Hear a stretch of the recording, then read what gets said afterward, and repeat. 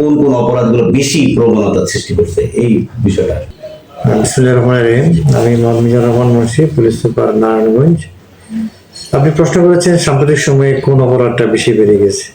আমরা দেখছি যে সাম্প্রতিক সময়ে আমাদের যেহেতু শীতকাল, এই সময়ে রাস্তায় ছিনতাই বা রোড ডাকাতি, এইসব অপরাধগুলি, চুরি, সাধারণত এই অপরাধগুলি এই সময় খুব বেশি হয়।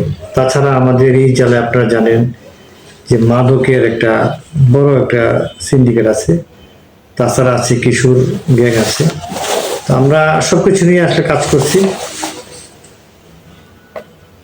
সবকিছু নিয়ে আমরা কাজ করছি। মাদক কারবারি যারা, তাদেরকে চিহ্নিত করে তাদের বিরুদ্ধে যে অভিযানিক কার্যক্রম পরিচালনা হচ্ছে, তাদের ফলপ্রসূ কি উপলব্ধি করছে?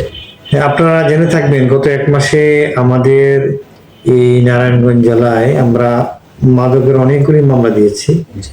অনেক মাদক কারবারিকে আমরা আইনের আওতায় আনতে পেরেছি এবং সাধারণ পাবলিকের পারসেপশন হলো এখন এই শহরে মাদকের প্রকোপ অনেকটা কম। এটা আমরা পাবলিক যেটা মনে করে আর কি, আমাদের কাছে খারাপ বলি।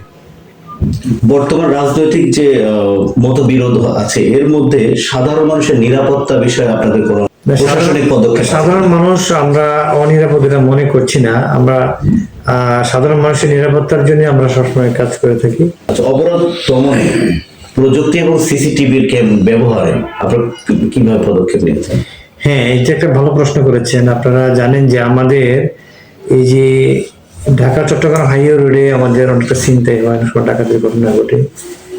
এইটা রোধকল্পে আমরা হাইওয়ে পুলিশ কিন্তু এই একটা সিসিটিভি ক্যামেরা আছে। তাছাড়া আমাদের জেলা পুলিশ থেকেও প্রায় 56টা ক্যামেরা হাইওয়েতে সেট করা হয়েছে।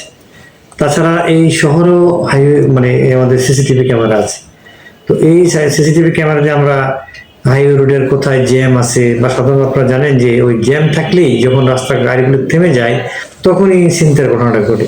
আমরা এটা লোকেট করতে পারি সিসিটিভির মাধ্যমে, এবং যখন জ্যাম হচ্ছে তখন আমরা অ্যালার্ট হয়ে যাচ্ছি। যেহেতু জ্যাম হবে, এখন আমাদের পুলিশের মুভমেন্ট বা মোবিলিটি আরো বাড়ানো দরকার।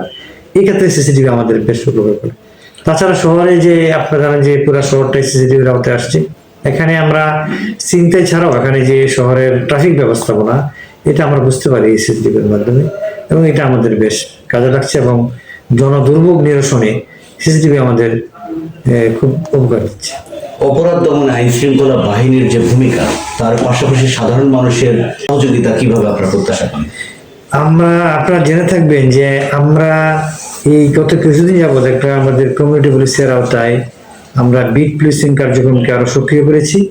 পাশাপাশি আমরা সিসিএম অর্থাৎ ক্রাইম কন্ট্রোল মডেল নামে একটা আমাদের এই জেলায় আমাদের একটা কার্যক্রম চালু করেছি। সেই প্রেক্ষিতে আমরা কেন্দ্রের নিরাপত্তা তথা ওই প্রতি গ্রামে আমরা 10 জনের একটা কমিটি করেছি নিরপেক্ষ, যারা এলাকার ভালো মানুষ, যারা পুলিশকে সত্য তথ্যটা দিবে, এদের সমন্বয়ে প্রতি গ্রামে আমাদের একটা কমিটি করেছি। এটাকে আমরা ক্রাইম কন্ট্রোল মডেল বলছি। এরাও আমাদেরকে ওনারা বিভিন্ন তথ্য দিয়ে সহযোগিতা করছে এবং ওনারা আমাদের পুলিশের পাশাপাশি ওনারাও আইন শৃঙ্খলা নিয়ন্ত্রণে পুলিশকে সহযোগিতা করে আসছে। জনগণের কাছ থেকে পুলিশ সেবার মান নিয়ে যেসব অভিযোগ আসে, সেগুলো সমাধানে আপনাদের দাপ্তরিক উদ্যোগ? আমাদের আপনারা জানেন যে আমাদের কাছে মানে জনগণ যে কোনো বিষয়ে থানায় যায়, আমাদের কাছে আসে। প্রতিদিনই আমরা অনেক লোক আমাদের কাছে মানে অনেক জনগণ বা অনেক যারা ভুক্তভোগী আমাদের অফিসে আছে, আমরা হিয়ারিং দিই, শুনি, তাদের বিষয়টা শুনি, আমরা তাৎক্ষণিক এটা সমাধান দেওয়ার চেষ্টা করি। আসলে নির্বাচন প্রস্তুতিমূলক নিরাপত্তা জনিত পদক্ষেপ, সেটা কিভাবে আপনারা? না, আপনারা জানেন যে আমাদের সামনে নির্বাচন, আমাদের এই নির্বাচনটা আমাদের কে কেন্দ্র করে আমাদের অনেকগুলি পদক্ষেপ নেওয়া হয়েছে যাতে নির্বাচন সুষ্ঠু, সুন্দর এবং ভালোভাবে হয়। সেক্ষেত্রে আমরা বললাম যে কেন্দ্রের নিরাপত্তার জন্য কেন্দ্রভিত্তিক যে আমরা কমিটি করেছি। তাছাড়া আমাদের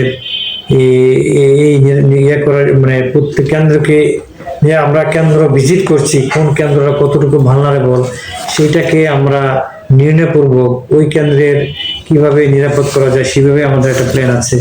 তাছাড়া আমাদের বিভিন্ন নতুন করে বিভিন্ন আমাদের মানে যে মোবাইল পেট্রোল, ফুড পেট্রোল, এগুলি আমরা বৃদ্ধি করেছি।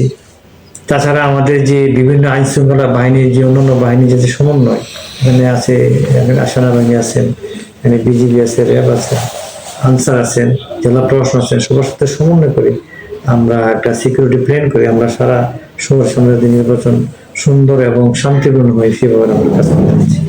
জেলার সাধারণ জনগণের উদ্দেশ্যে আপনাদের কোনো বার্তা থাকলে জানাবেন। আমাদের বার্তা সবসময় যে জনগণ আমাদেরকে সহযোগিতা করবে, জনগণ আমাদেরকে সঠিক তথ্যটা দিবে এবং আমরা জনগণের কাছ থেকে এটা আশা করি এবং জনগণের সহযোগিতাও কামনা করি। ধন্যবাদ। প্রকাশ টেলিভিশন, ঢাকা।